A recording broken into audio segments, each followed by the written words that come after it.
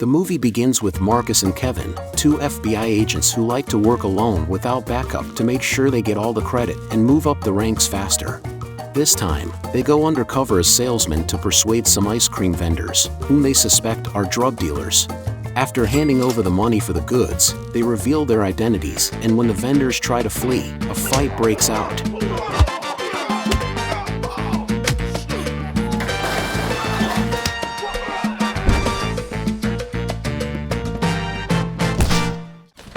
In the end, they manage to arrest the suspects, only to find out they were actually just ice cream vendors. At that moment, the real criminals show up, leading to a shootout that ends with the bad guys getting away. After their boss, Gordon, scolded them for the mess they caused, Gomez and Harper, two agents they're always competing with, mock their failure.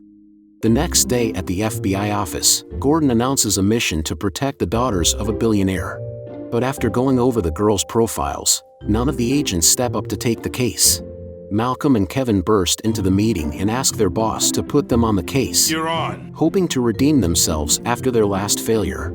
The sisters named Brittany and Tiffany Wilson prove to be really arrogant and look down on the agents. They even make Kevin sit in the trunk so their pet can have the front passenger seat.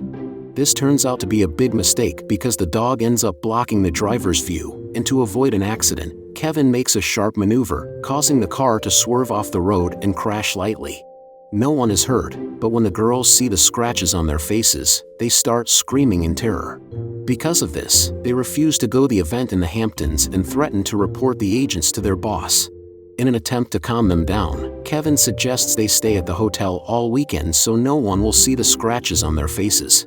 Meanwhile, Marcus is convinced he's gonna lose his job and is worried about how his girlfriend will react to the news. But Kevin stays calm because he has come up with a brilliant idea. He calls in a group of friends who are experts in prosthetics and makeup, and with advanced techniques, they manage to transform them into perfect replicas of the Wilson sisters. Marcus and Kevin arrive at the hotel in the Hamptons, where the FBI agents are ready to receive them. It only takes a few seconds for their true personalities to show after they get catcalled. Sure like to cut that cake. Nah, yo, hold my poodle. Hold my poodle. Hey, yo, what's up? Y'all got a problem? They then run into a problem when Harper, pretending to be the receptionist, asks for their IDs. Fortunately, they manage to get their room without showing any documents by pretending to be offended for no reason. On the way to their rooms, they run into Karen, Lisa, and Tori, who seem to be their best friends. Since the girls haven't seen them in over a year, they don't notice much difference in their appearance. Their friends take them to the Hamptons magazine reception, where they encounter their longtime rivals, the twins Megan and Heather Vandergeld, who also happen to be the daughters of the billionaire hosting the event, Mr. Warren Vandergeld. There we also meet Heath, Megan's boyfriend, and his best friend Russ, who spends most of the movie drinking. Finally, we meet Latrell Spencer, a famous basketball player who can have any woman he wants and also has the superpower of leaving them in wheelchairs. Back with the girls, Megan and Heather come over ready to insult them, showing how much they hate each other. Kevin and Marcus don't hold back and respond with even more offensive insults. Your mother's so old that her breast milk is powdered. You breastfeed like this. Their father shows up to break up the fight, and then Kevin approaches a journalist named Denise to flirt with her. On the other hand, Marcus enjoys the free catering without realizing the food contains cheese. His lactose intolerance quickly sends him running to the bathroom. On his way out, Latrell sees Marcus, and thinking he's the perfect girl, approaches him to try and seduce him. However, the basketball player doesn't get anywhere, and to get rid of him, Marcus sprays pepper spray in his eyes. Later, Warren announces there will be a charity auction that same night, so the group of friends decides to go shopping. They sing a bit and then arrive at the mall.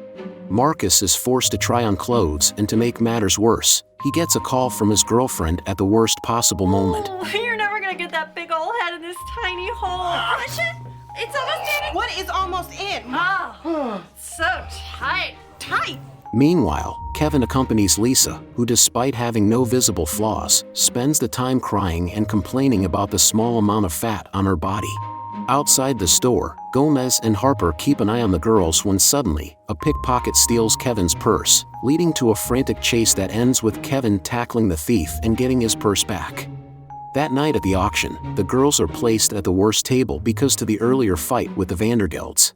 Denise joins their table, and during their conversation, Kevin discovers that she has a preference for wealthy men. Soon after, the auction begins, giving guests the opportunity to bid for a date with some of the single women at the event. Heather is the first to be auctioned off, and her boyfriend sets a record by offering $20,000 for her. However, during the auction for Marcus, Kevin manages to drive up the bidding, leading Latrell to pay up to $50,000 in cash for a date with him. The next day, they go to the beach with the girls, where Heather encourages Ross to play a prank on them. Kevin quickly responds, hitting the ball back with so much power that it knocks Ross down.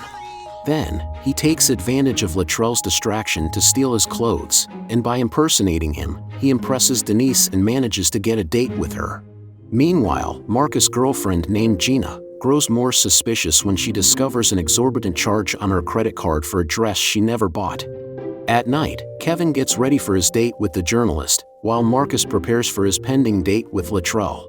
Once in disguise, he gets into Latrell's sports car and, trying to annoy him, plays 1,000 Miles, hoping the song will bother him.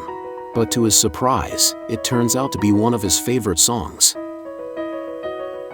When they arrive at the restaurant, Kevin, disguised as a valet, steals Latrell's car and the mansion keys for his date. Inside the restaurant, Marcus tries to drive Latrell away in various ways. He acts rudely, puts his feet on the table, bites his nails, and orders an absurd amount of food. At the same time, Kevin takes Denise to the luxurious mansion, and upon arriving, she is surprised to see the huge portrait of Latrell covered with a tiger skin. Kevin, thinking on his feet, explains that it's of his coach and quickly changes the subject. Suddenly, Latrell's fierce dog appears, clearly unhappy with his presence.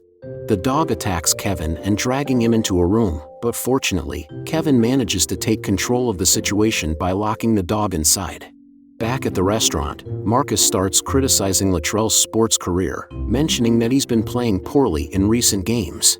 But instead of driving Latrell away, these words touch him, as no one has ever cared about him so much. Meanwhile, Denise reveals to Kevin that Warren Vandergelt was swindled by the Wilson sisters' father, so he's likely planning to kidnap the girls to get his money back. After this conversation, they share a kiss, which is interrupted by a call from Marcus informing him that his dinner is almost over and he needs to return the car. At the same time, Gomez and Harper check the fake sisters' room, suspecting they're hiding something after noticing their odd behavior. It doesn't take them long to discover the masks and conclude that they are men in disguise. Later, all the girls go to a club, where Latrell tells Russ how hard it's been to win Tiffany over. To help him out, Russ offers him a substance, but Marcus notices the dirty trick and seizes a moment of distraction to switch the drinks.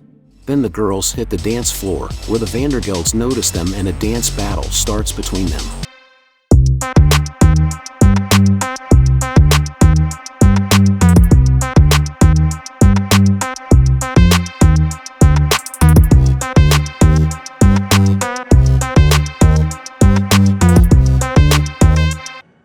Although the trio initially loses, Marcus and Kevin step in to win the competition with an amazing dance.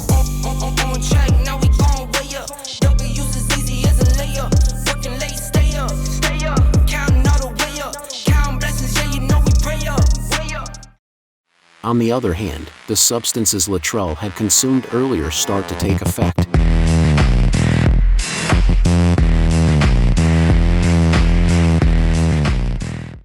The next day, Latrell and Russ wake up together, and realizing this, they start screaming in terror. Meanwhile, the Wilson sisters scream with excitement upon seeing their photo in the newspaper, being the talk of the Hamptons. It takes them a couple of seconds to realize they were never there. On the other hand, Gina, looking for Marcus, arrives at the hotel with her friend, and as she enters the room, Kevin manages to sneak toward the door, but Gina's friend catches him. Marcus tries to explain the situation, but Gina angrily leaves without listening to him. Then the Wilson sisters arrive at the hotel, and the agents, thinking they are the imposters, take them to their boss. Where after an embarrassing mix-up, they realize that these are the real sisters. Later, Gordon meets with Marcus and Kevin to inform them that he knows everything they've been up to, and because of the chaos they caused, he tells them they're fired. Meanwhile, Mr. Vandergeld reveals himself as the true villain and orders his accomplice, Heath, to capture the Wilson sisters that night. Despite being fired, Marcus and Kevin continue with their mission and show up in disguise at the event. Their friends inform them that they've signed them up for the fashion show, while the Vandergeld sisters find out they weren't selected for the runway. In their anger, they decide to sabotage the Wilsons' presentation by swapping their outfits for more ridiculous ones. On top of that, they cause chaos by throwing marbles on the floor, making all the girls fall on the runway. Lisa realizes what's happening, and to give them a taste of their own medicine, makes the Vandergeld sisters fall off the stage along with a bucket of paint that spills on them, leaving them even more humiliated. Then the real sisters show up and point out the fakes. Mr. Vandergeld takes advantage of the chaos to launch his plan, and using a Chinese dragon manages to capture Marcus and Brittany. However, Kevin intervenes in the kidnapping and frees them. This triggers the final showdown between the agents and Heath and Russ, while Mr. Vandergeld takes the Wilson sisters hostage. After winning their fight, they face off against Warren. The kidnapper, realizing he's being filmed, shoots at Denise, but Kevin manages to save her. He then tries to shoot Marcus, but Luttrell jumps in and takes the bullet for him. In the end, Mr. Vandergeld is arrested. Marcus thanks Luttrell for his bravery and reveals his true face. Luttrell is obviously upset, but not because Marcus isn't a woman, it's because he is black. Gina arrives to confront Marcus's supposed lover, but when she removes the mask, she realizes he never cheated on her. Later, their boss scolds them for causing another disaster. However, since they managed to catch the criminal this time, he congratulates them and gives them their jobs back. Kevin takes the opportunity to apologize to Denise for lying about his identity, telling her that even though he's not a millionaire, he genuinely wants to ask her out. She accepts, appreciating the courage he showed by saving her life. Marcus apologizes to Gina for neglecting her and not appreciating her efforts, and after the apology, they reconcile. Their friends are shocked to learn that they had been hanging out with two FBI agents. However, they admit that they had a much better time with them than with the real girls, and with Kevin and Marcus promising to stay friends and planning to go shopping soon, the movie ends. Don't miss out on future recaps, subscribe, leave a like and comment if you have already seen this movie. Thanks for watching.